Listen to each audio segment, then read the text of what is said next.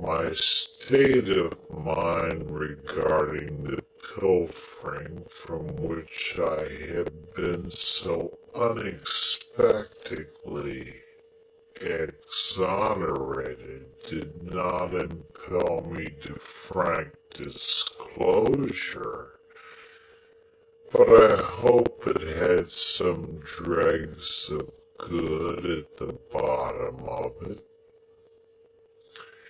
I do not recall that I felt any tenderness of conscience in reference to Mrs. Joe when the fear of being found out was lifted off me.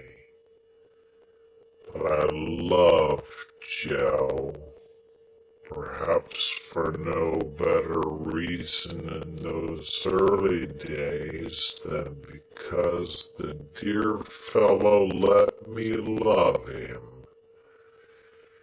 And as to him, my inner self was not so easily composed. It was much upon my mind, particularly when I first saw him looking about for his file, that I ought to tell Joe the whole truth. Yet I did not, and for the reason that I mistrusted that if I did, he would think me worse than I was. The fear of losing Joe's confidence, and of thenceforth sitting in the chimney corner at night staring drearily at my forever lost companion and friend, tied up my tongue. I morbidly represented to myself that if Joe knew it, I never afterwards could see him at the fireside feeling his fair whisker without thinking that he was meditating on it.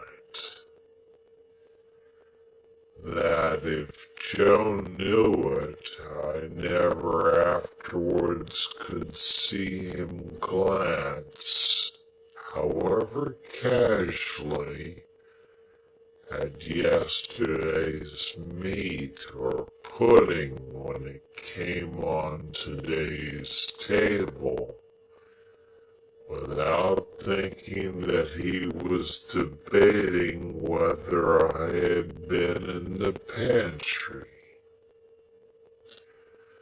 That if Joe knew it, and at any subsequent period of our joint domestic life, remarked that his beer was flat or thick, the conviction that he suspected tar in it would bring a rush of blood to my face. In a word, I was too cowardly to do what I knew to be right, as I had been too cowardly to avoid doing what I knew to be wrong. I had had no intercourse with the world at that time, and I imitated none of its many inhabitants who act in this manner.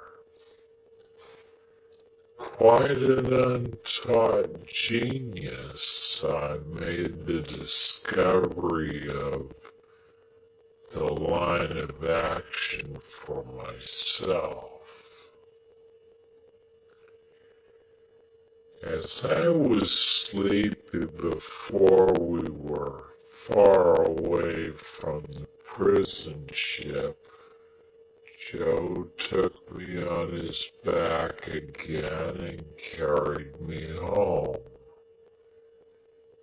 He must have had a tiresome journey of it, for Mr. Wopsle, being knocked up, was in such a very bad temper that if the church had been thrown open, he would probably have excommunicated the whole expedition, beginning with Joe and myself.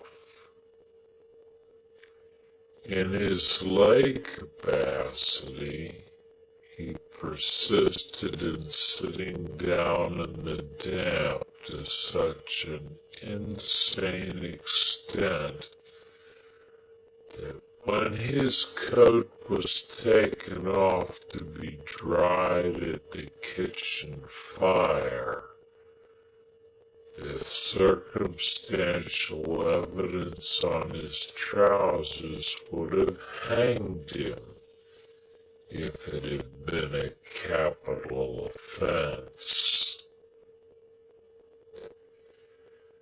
By that time, I was staggering on the kitchen floor like a little drunkard, having been newly set upon my feet, and through having been fast asleep, and through waking in the heat and lights and noise of tongues. As I came to myself, with the aid of a heavy thump between the shoulders and the restorative exclamation, "Yah! Was there ever such a boy as this?" from my sister, I found Joe telling them about the convict's confession, and all the visitors suggesting different ways by which he had got into the pantry. Mr. Pumblechook made out, after carefully surveying the premises, that he had first got upon the roof of the forge, and had then got upon the roof of the house, and had then let himself down the kitchen chimney by a rope made of his bedding, cut into strips.